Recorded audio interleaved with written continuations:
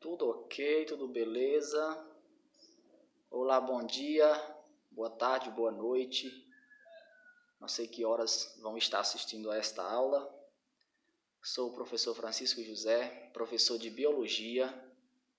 Estarei aqui agora com uma aula sobre um conteúdo muito legal dentro da citologia, o estudo da célula. E nesta aula nós estaremos abordando, estudando a composição química das células, conhecida também como bioquímica celular. Então, a química da célula, os componentes das células, independente dela ser uma célula procariótica ou uma célula eucariótica, que a gente vai ver isso em outra aula, essa classificação. Independente do tipo de célula, essas células vão ter esses componentes: água, na maior parte, sais minerais, carboidratos, lipídios, proteínas e ácidos nucleicos. São estes os principais componentes químicos das células. E aí, composição química das células, substâncias. Que substâncias tem essas células? Essas que nós já falamos, só que elas são classificadas em duas categorias, em duas classes, divididas em substâncias inorgânicas e substâncias orgânicas. As inorgânicas são essas aqui, água e sais minerais. Água e sais minerais são as substâncias inorgânicas. Águas e sais minerais. E temos desse outro lado aqui, as substâncias orgânicas. As substâncias orgânicas que fazem parte da célula. Só um pouquinho aqui. As substâncias orgânicas estão aqui, que são essas quatro aqui, carboidratos, lipídios, proteínas e ácidos nucleicos. Logo, as células, elas possuem composição química dividida em dois grupos. Um pequeno grupo aqui de substâncias inorgânicas, formado por água e sais minerais, e um outro grupinho, tudo junto e misturado, é claro, composto por substâncias orgânicas, que são esses aqui: carboidratos, lipídios, proteínas e ácidos nucleicos. E aí temos aqui a porcentagem de substâncias nas células. Como eu já havia falado, a maior parte, 70% da matéria celular, 70% é água. E aí vem seguida de proteínas, que compõem a massa muscular, vem seguida de proteínas, depois de ácidos nucleicos, seguindo carboidratos, depois lipídios e, em menor quantidade, sais minerais e outros minerais e outras pequenas substâncias, Então são esses os componentes químicos da célula, divididos aí em porcentagens. A gente vê que a maior parte da célula é composta por água, é preenchida por água, depois proteínas, que é responsável pela massa celular, pela massa de um organismo até, os ácidos nucleicos, que fazem parte da genética, e a gente vai ver mais na frente. Então vamos para frente aqui, para a gente pegar cada um desses componentes. Temos aqui a água, como primeiro elemento que compõe a química celular. Aí nós temos aqui alguns organismos, ou uma semente, por exemplo, que tem aqui, alguns organismos, e citando aqui ao lado a porcentagem de água. A porcentagem de água. Né? Nós temos a água viva. A água viva, que é um animal marinho, o corpo dela compõe-se de 98% de água. Né? 98% de água. As sementes, geralmente as sementes têm 10% de água. As sementes geralmente têm 10% de água. A espécie humana, o corpo da espécie humana, geralmente é preenchido por 65% de água. Né? Então, a água realmente é campeã em composição química nos organismos. Aí vem aqui a função dela, a função da água.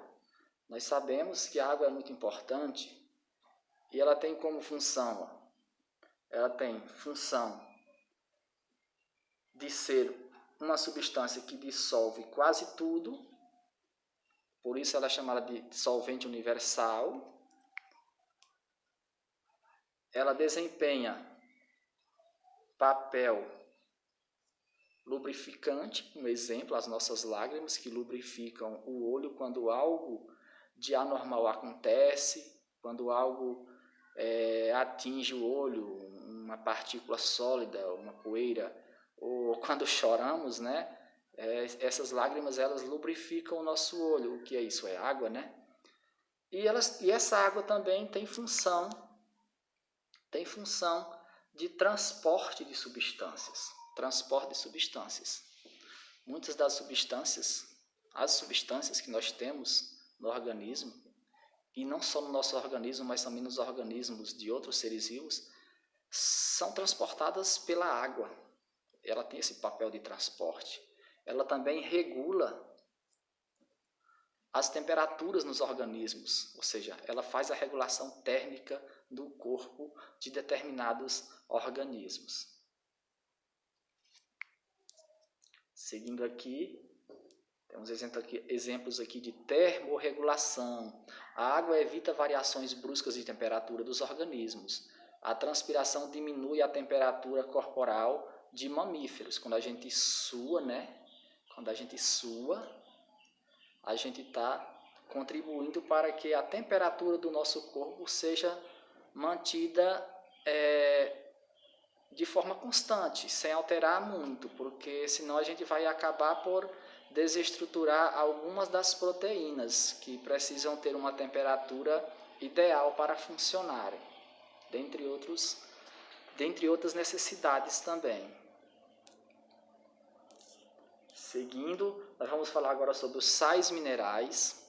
Os sais minerais, gente, muita gente pensa que sal mineral é uma substância que a gente precisa ingerir em grande quantidade. Na verdade, não, em pequenas quantidades. Eles, inclusive fazem parte dos micronutrientes. O que é um micronutriente? É aquele nutriente que você não precisa ingerir diariamente uma quantidade superior a 100 miligramas.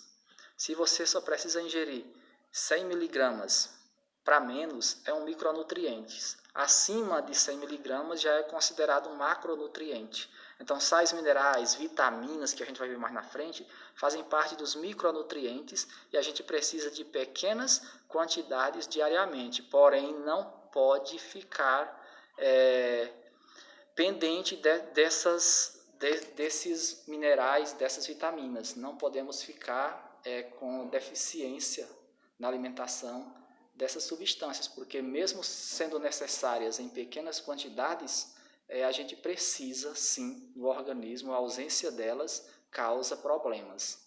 E aí nós temos aqui algumas fontes onde podem ser encontrados sais minerais. Algumas fontes onde podem ser encontrados sais minerais, né? Nós sabemos que ele tem função reguladora também. Principais fontes: frutas, verduras, leite e carnes. Eles se encontram dissolvidos em água na forma de íons, que a gente sabe aí que íons são átomos eletricamente carregados. Principais exemplos de sais minerais: Temos aí o sódio, representado pelo Na+, é um íon positivo, e o potássio, representado pelo K+, é um íon de sódio, e outro aqui de potássio, ambos positivos. E eles contribuem para a regulação e controle, ou seja, normalização dos impulsos nervosos, Então, mesmo sendo necessários em pequenas quantidades, a gente precisa deles. Outros exemplos aqui nós temos o magnésio, componente da clorofila, interação das substâncias dos ribossomos. Temos cálcio, que ajuda na coagulação sanguínea, na contração muscular, né? Esse cálcio é muito importante. E também faz parte, todo mundo sabe aí que o cálcio ele é um grande representante dos nossos ossos e dentes, deixando-os mais fortes, né? Então o cálcio é um dos minerais ultra mega importantes, não desprezando os outros, mas o cálcio realmente é bastante necessário. Ferro, né? Temos aqui o ferro, olha, o ferro. Se a gente não tiver ferro no organismo, o que vai acontecer? Vai provocar anemia, né? Porque ele faz parte da composição da hemoglobina, ele é um componente da hemoglobina do sangue. A carência causa anemia. Temos o flúor, um outro mineral, ele é um anticariogênico. O que é isso? A própria foto aqui já mostra que ele evita a cariação, né? Se é assim que se chama mesmo, a cárie nos dentes, ele evita isso. O excesso pode até causar anomalias, né? O excesso causa anomalias como fluorose. Anomalias como essa, como se fosse o dente, na verdade o dente se desgastando. O excesso de flúor termina corroendo os dentes, causando essa anomalia dental, né? Provocando uma corrosão. Então tudo dentro do possível, tudo dentro da medida, porque afinal de contas aqui são micronutrientes, não se precisa ingeri-los em grandes quantidades. Entenderam?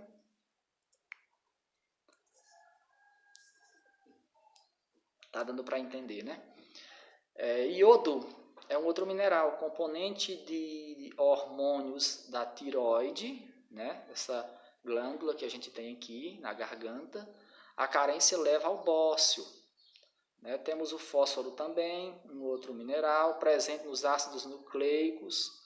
Nós vamos ver que ele vai estar presente também na camada das membranas plasmáticas, no transporte de substâncias, né? Está presente no transporte de substâncias.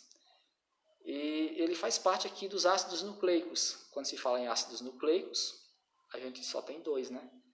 DNA e RNA. E aí vem aqui os carboidratos. Os carboidratos, que é uma substância orgânica presente nas células e tem grande função para os animais, né? Para outros seres vivos também de outros reinos, mas eles são formados por 3 elementos químicos: o carbono, o hidrogênio e o oxigênio. Cuidado para vocês não confundirem com elementos químicos presentes na matéria viva, porque os elementos químicos presentes na matéria viva tem também esses aqui, só que é algo a mais, né? Considerando todos os elementos químicos, a gente vai ter carbono, hidrogênio, oxigênio, nitrogênio, fósforo e enxofre, né? Mas composição dos carboidratos, que também podem ser chamados de hidratos de carbonos ou então de glicídios. Quando eu falo de amido, eu estou falando também de carboidrato, de um dos carboidratos. Então são é tudo mais do mesmo. Então, glicídio ou hidratos de carbono, são carboidratos. E aí eles são de 3 grupos. Eles podem ser um monossacarídeo, um disacarídeo,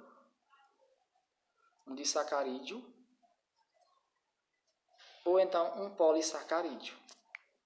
Essa é uma classificação para a divisão do tamanho desses carboidratos, para a classificação desses carboidratos conforme o tamanho. Vão existir glicídios, ou hidratos de carbono, carboidratos, com um monossacarídeo, com 2 monossacarídeos, que vai ser chamado de disacarídeo, e com mais, que vão ser chamados de polissacarídeos.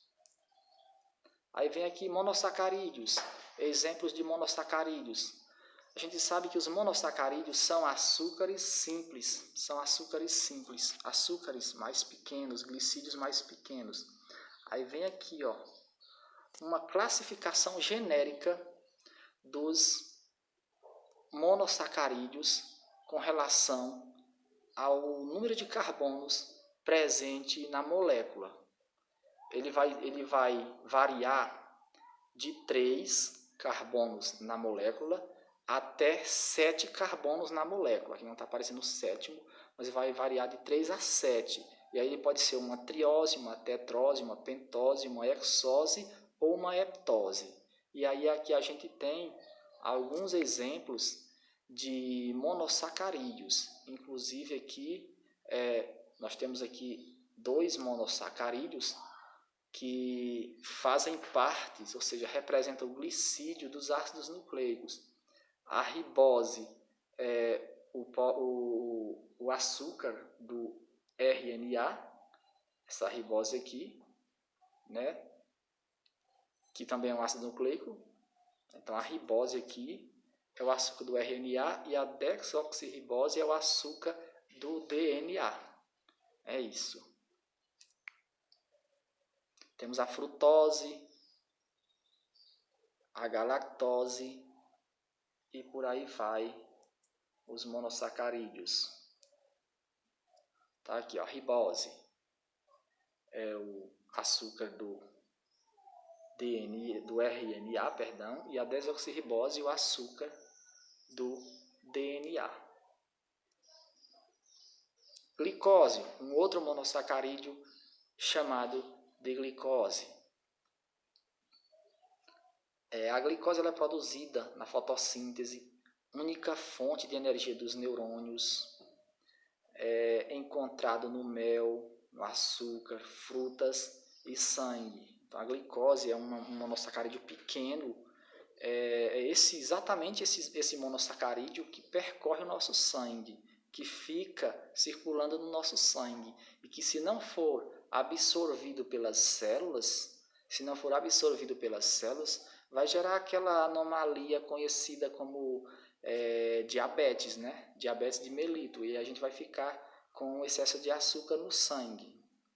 Aí as células vão utilizando esse açúcar para obter energia. Afinal de contas, os glicídios, os carboidratos, que são os açúcares, tudo é mais do mesmo, eles representam a maior fonte de energia do reino animal, a maior fonte de energia, seguida depois dos lipídios. Então vamos para frente aqui. Deixa eu ver se essa imagem aqui para baixo, para ver se fica melhor aqui. Mais aqui um monossacarídeo, a frutose encontrada em frutas, como o próprio nome já diz. Passando para frente, a galactose, o nome parece ser grande, dá até para a gente pensar em confundir e achar que não é um monossacarídeo, é algo maior, mas não, é um monossacarídeo encontrado no leite. E aí a gente vai ver agora os disacarídeos, açúcares formados por 2, e somente 2 monossacarídeos juntos, ligados. Então nós temos aqui a sacarose.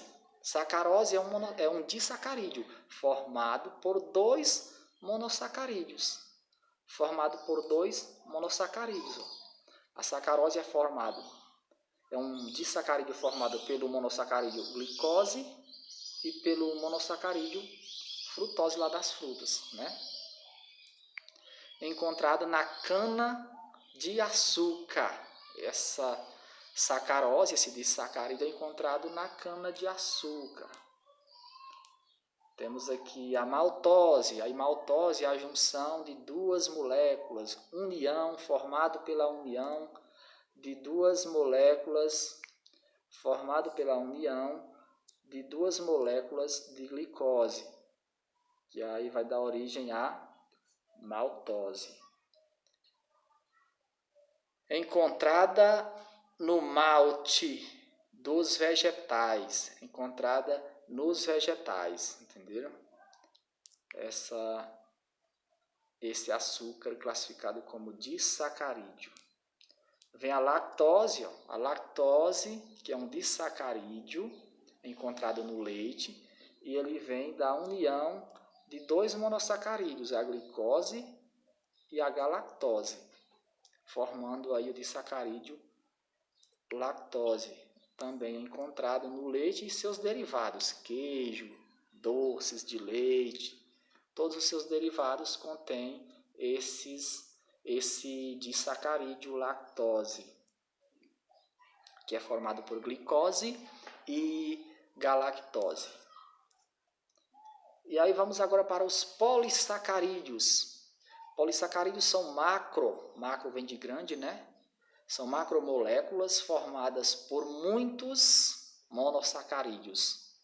O detalhe é que é formado por muitos monossacarídeos, esses polissacarídeos. E aí a gente vai ver alguns aqui, ó. A celulose, deixa eu só baixar aqui mais um pouquinho.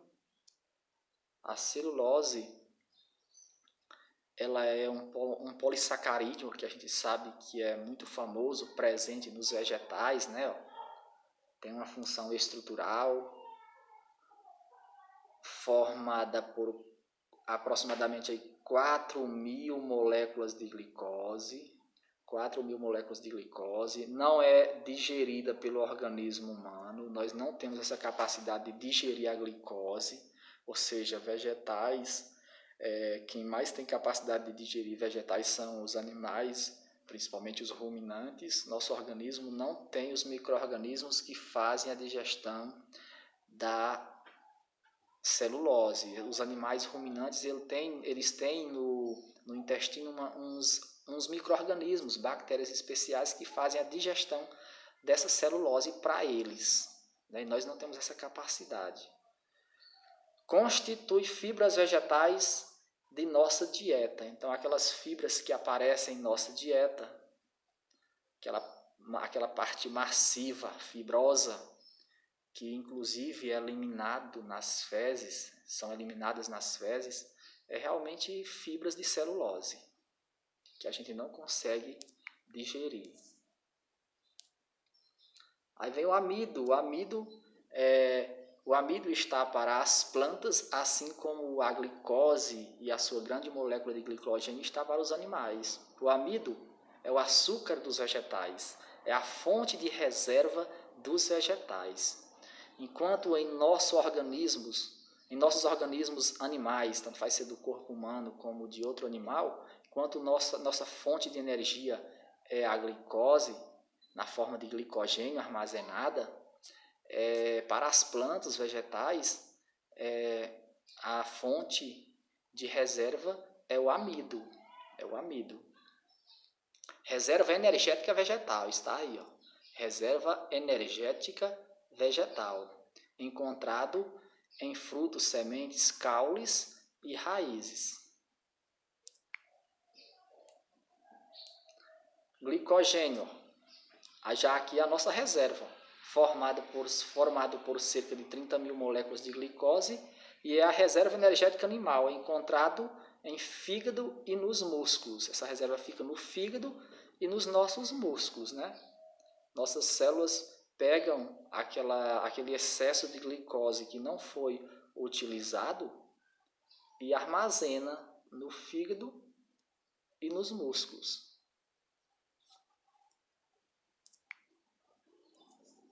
Formando aí a nossa fonte de energia para os momentos mais necessários, tá? Que é o glicogênio no fígado, né? Sendo armazenado no fígado,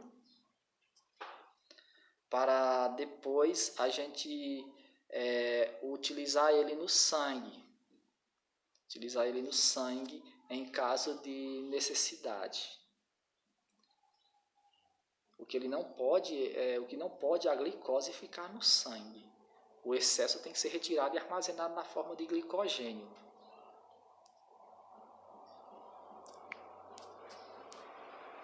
Quitina, pessoal, é um outro polissacarídeo e muito famoso e tem como principal característica a rigidez. Esse polissacarídeo faz parte do exoesqueleto de artrópodes e parede celular dos fungos. O que é um exoesqueleto? Essa casca dos insetos.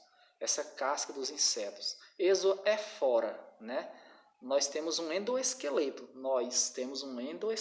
Os insetos têm um exoesqueleto. A sua resistência, a sua estrutura mais resistente fica por fora, que é exatamente esse exoesqueleto formado por quitina. Outro exemplo da presença de quitina em nós, podemos até citar esse exemplo, nas nossas unhas. As nossas unhas não são duras, são um pouco rígidas, né? Elas são formadas por esse polissacarídeo quitinoso, rico em quitina. Ok? Então agora a gente vai passar a falar de mais um componente orgânico das células, mais um componente químico, que também tem como função para nós, principalmente para nós, tem como função nos dar energia, que são os lipídios, reserva energética também das células, perdendo apenas para os glicídios. Então tá aqui, ó, lipídios, eles, ao contrário dos glicídios, que são açúcares, os lipídios são insolúveis em água. Enquanto os carboidratos se dissolvem em água, os lipídios não se dissolvem em água. Ele é formado basicamente pela união de ácido graxo e álcool, né? Ácido graxo e álcool. Ou seja, um ácido graxo se junta com um álcool do tipo glicerol e aí forma aqui um grande lipídio, um triglicerídeo aqui mostrado na imagem.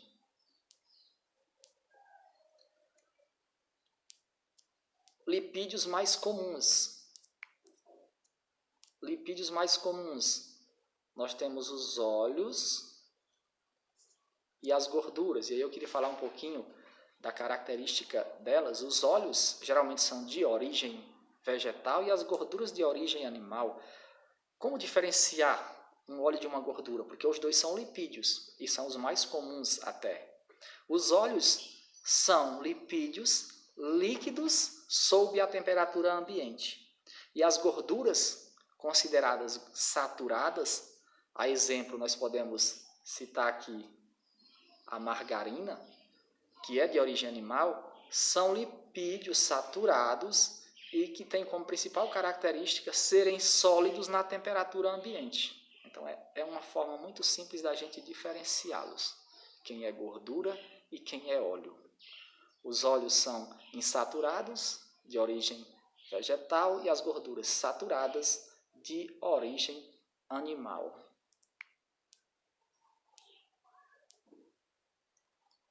Mais lipídios aqui, ó. Temos as ceras. Essas ceras elas podem estar presentes nas superfícies de frutos, na superfície das folhas, dificultando o excesso na perda de água por transpiração nas folhas e protegendo os frutos de alguns danos externos, dando até mais uma qualidade a eles, uma impermeabilidade, para que não entre tanta, por exemplo, não fique tão exposto à água, tão exposto a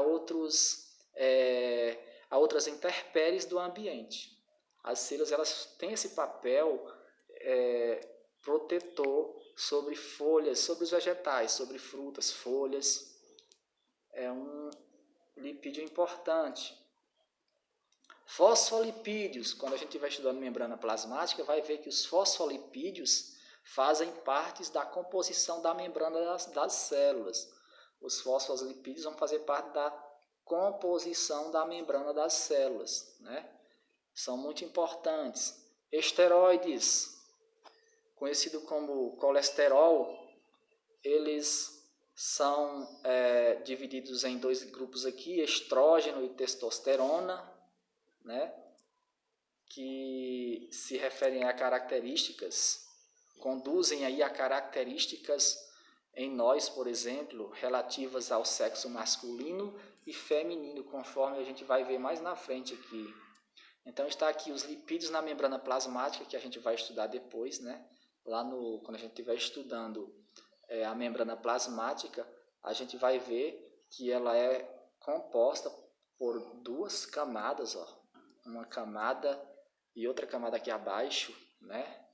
Uma bicamada de lipídio, para isolar bem o meio extracelular do meio intracelular.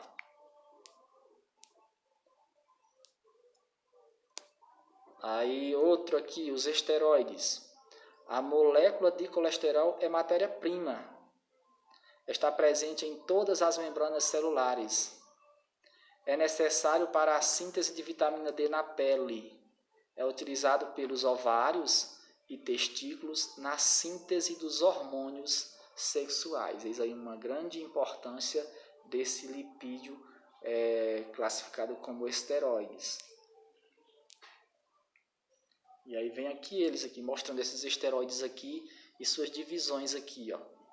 Nós temos aqui a testosterona, que promove aí as características masculinas, né? E o estrógeno aí condicionando características femininas, né? Existe até um ditado que homens que não têm barba fechada têm excesso de estrógeno, e mulher que nasce bigode tem excesso de testosterona. Homem que fala fino tem excesso de estrógeno, mulher que fala grosso tem excesso de testosterona. Existem esses comentários relativos à genética e relativo a esses lipídios, esses esteroides presentes na nossa espécie. E aí, gente, vamos para um grande componente orgânico do organismo, que sem ele a gente poderia exatamente confirmar aquela ideia de que saco murcho não segura de pé. Por quê? Porque as proteínas é a própria massa muscular dos animais. Tem como função básica ser responsável pela estrutura do organismo. São as proteínas. Embora a gente vai ver depois que existem umas proteínas especiais, que também são proteínas, não deixam de ser, mas são proteínas classificadas como enzimas. São proteínas também. Essas aí elas vão ter a função catalítica, função de catalisar nutrientes, quebrar em partículas, em moléculas menores, partículas menores. Mas as proteínas em si, com função estrutural, fazem parte do preenchimento da massa muscular, da massa estrutural dos organismos. Aí vamos aqui, ó. São macromoléculas complexas formadas por aminoácidos, né? São formadas por aminoácidos. Aí vem aqui alguns tipos de proteínas e suas funções. Temos a actina e miosina, que tem a função de fazer o deslizamento das células musculares estriadas. Temos uma proteína conhecida como colágeno, componente estrutural dos dos músculos e dos tendões, né? Temos os hormônios como insulina, né? Hormônio do crescimento, né? E hemoglobina tem função de transporte de oxigênio, anticorpos protege o corpo dos organismos estranhos, dos micro-organismos, é o que a gente está precisando aí, né, na atualidade aí, para proteger contra um vírus que está girando aí, que não veio o caso eu profetizar o nome dele aqui. Proteínas plasmáticas que vão ser responsáveis pelo colágeno sanguíneo, equilíbrio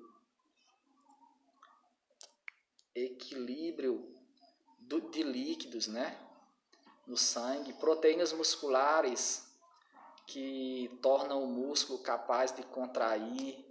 E as que eu estava falando naquela hora, enzimas, que aceleram reações químicas. Então, dentre proteínas, nós podemos pegar, tem duas aqui de vermelho aqui, muito importantes. As proteínas conhecidas como anticorpos, que vão proteger nosso corpo contra micro-organismos, e as enzimas que vão acelerar o metabolismo nas reações químicas. Mas, enfim, todas as proteínas são importantes, viu, gente? Elas fazem parte da nossa estrutura celular, da nossa estrutura corporal, e sem elas a gente não existiria, né? São componentes orgânicos celulares ultra mega importantes. E aí vem o grau de estruturação das proteínas. A estrutura primária, ela é bem simples.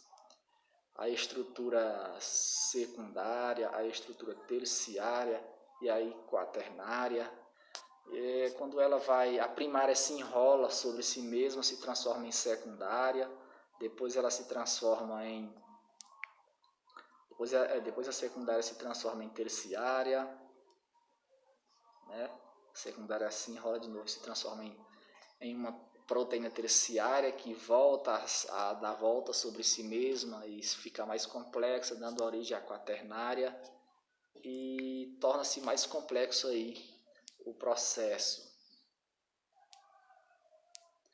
E aí vamos falar aqui de outro componente. Já falamos das proteínas, já sabemos que elas têm função estrutural, função protetora, né, função catalítica.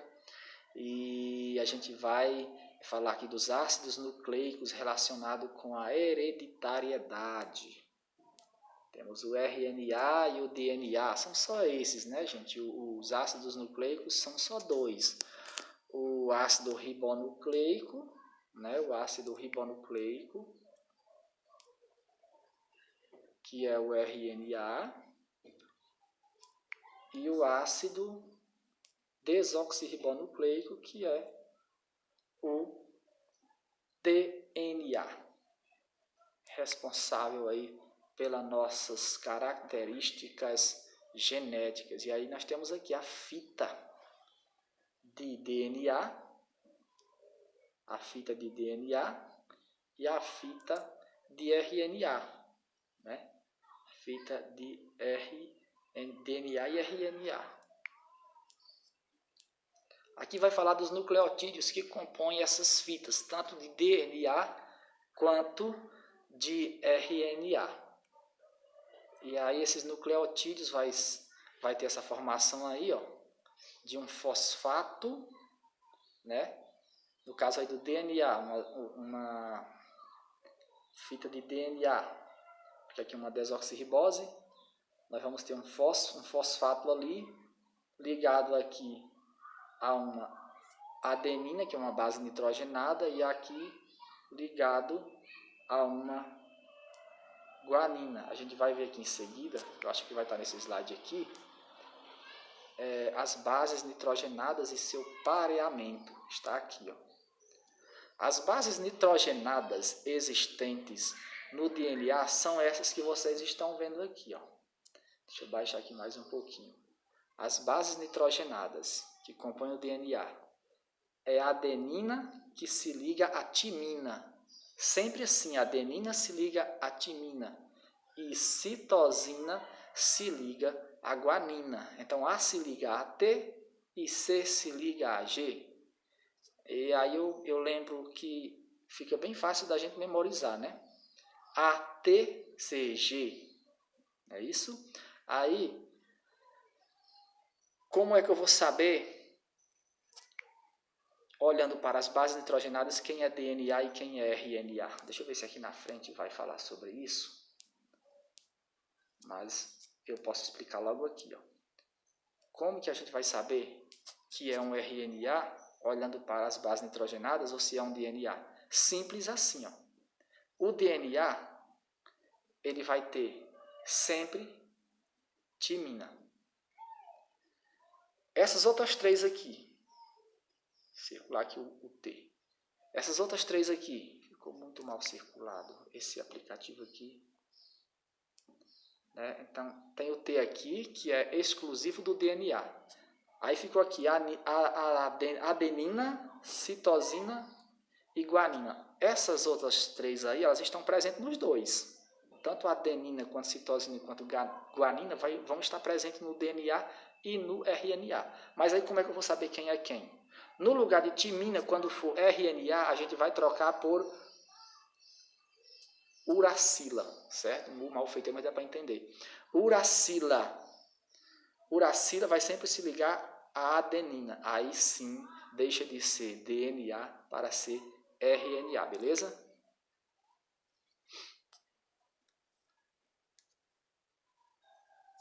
Ajeitando aqui. E aí fala da duplicação do DNA, onde uma cadeia molde vai criando a outra através dessas ligações. Através sempre dessas ligações, ó. Estão vendo aqui que ó, timina se liga sempre, deixa eu mudar a cor bem aqui, ficar melhor, né? Timina se liga sempre à adenina, estão vendo aí, ó? Timina, adenina, né? Ó. Estão observando aí, ó? Aqui, ó. Timina ligando a adenina. Guanina ligando a citosina, né? E assim por diante. É como eu falei, no DNA, citosina se liga à guanina, assim como também lá no RNA. E timina, que é exclusivo do DNA, se liga à adenina. Então, A se liga a T e C se liga a G no DNA. Lá no RNA, A se liga a U e C continua se ligando a G. Ok? Aí vem o formato, a transcrição, mostrando aqui, ó, na transcrição do DNA para o RNA, como fica, ó, do jeito que eu estava falando mesmo, timina se ligando a adenina no DNA, na transcrição vai ser adenina se ligando a uracila no RNA. E essas duas bases são comuns, tanto guanina como citosina, são comuns nos dois tipos de ácidos nucleicos. Então, minha gente, por hoje era isso. A gente estava planejado aqui para falar sobre bioquímica celular. A gente viu sobre esses principais componentes das células, componentes químicos. A gente viu os componentes inorgânicos, que são água e sais minerais, e vimos todos os outros componentes aí orgânicos. Se você gostou dessa aula, dá um curtir aí no vídeo aí, no nosso canal aí, que está sendo postado essas aulas, canal que tem aí o nome de Bioecologado, vai ser uma mistura de matérias da biologia mesmo, como eu sou professor de biologia, uma mistura das matérias de biologia com ecologia, tudo logado, por isso Bioecologado. Se você gostou da aula, dá um curtir aí, Se inscreva no canal, clica lá no sininho, ativa as notificações, que aí se você ativando as notificações, sempre que eu colocar um novo vídeo lá sobre novos conteúdos que vão entrar, você vai ser notificado pelo YouTube e vai ficar sabendo em primeira mão, ok? Então até lá, agradeço a atenção, muito obrigado e até a próxima aula, se Deus nos permitir.